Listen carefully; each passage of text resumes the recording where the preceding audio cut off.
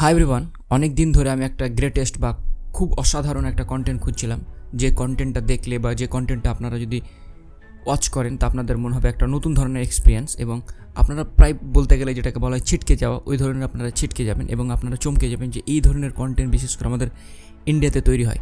তো আজকে আমি যে সিনেমাটা নিয়ে কথা বলছি সেই সিনেমাটার নাম হচ্ছে আগ্রা। 2023 সালে এসেছিলো এবং এই সিনেমাটা আমি আসলে রিলস দেখতে দেখতে বা ইনস্টাগ্রাম স্ক্রল করতে করতে এর একটা সিন দেখি এবং তারপরে গিয়ে আমি ফাইন্ড আউট করার পর সিনেমাটা দেখতে পাই। তো এই সিনেমাটার মধ্যে কী এমন বিশেষত্ব আছে বা কী এমন জিনিস আছে যেটার কারণে এই সিনেমাটা 8-10টা ইন্ডিয়ান সিনেমার চেয়ে সম্পূর্ণ আলাদা হয়, সেটা নিয়ে আমি কথা বলবো। তো এই সিনেমার প্রধান চরিত্র হচ্ছেন রুহানি শর্মা এবং মোহিত।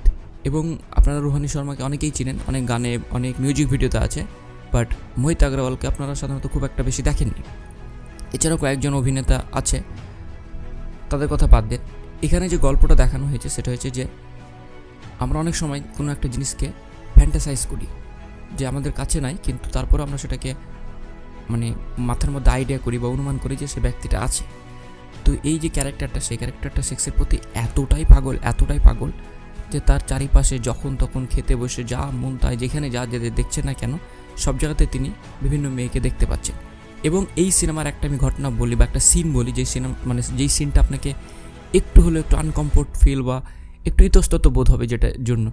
তো এই সিনেমায় একটা সিন আছে, সেখানে হচ্ছে যে আমাদের যে প্রধান চরিত্রের ক্যারেক্টার মোহিত, সে একটা জায়গায় ডিপ্রেসের কারণে ঘরের মধ্যে দরজা জানলা বন্ধ করে এবং তার বোন আসে এবং তার বোন এসে তাকে বাইরের থেকে গেটের দরজার বাইরে থেকে নক করে এবং নক খোলার পর দেখে যে তার ভাই কাঁদো অবস্থায়, এবং বোনটা কী করে যে তাকে তার কোলে ছেলেটার মাথা দেখিয়ে তাকে বলে যে আশ্বাস দেয় যে চিন্তা করিও না, সব কিছু প্রবলেম যা আছে সব সলভ হয়ে যাবে। এবং তারপরে লিটারালি ছেলেটা মেয়েটাকে ডাইরেক্ট কিস করে। আর এই জিনিসটা আপনাকে হিলিয়ে রেখে দেবে যে ভাই ওটার বোন হয়, তো এই ধরনের এবং এই পর্যায়ে ছেলেটা চলে যাবে।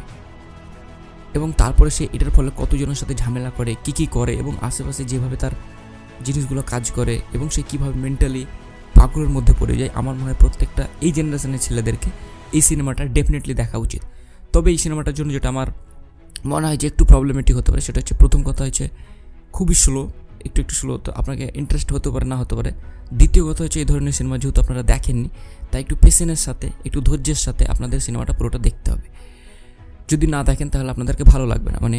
এই আর একটা কথা বলি, রুহানি শর্মা, আমি সিরিয়াসলি বলছি কখনো তাকে আমি এরকম এই সিনে দেখিনি। প্রথম সিনটা আপনাকে চমকে দেবে যে ভাই এই নায়িকাটা এই সিন কীভাবে, এবং এরকম দু একটা সিন আছে, সেই সিনগুলো দেখার পর আপনারা সত্যি ছিটকে যাবেন।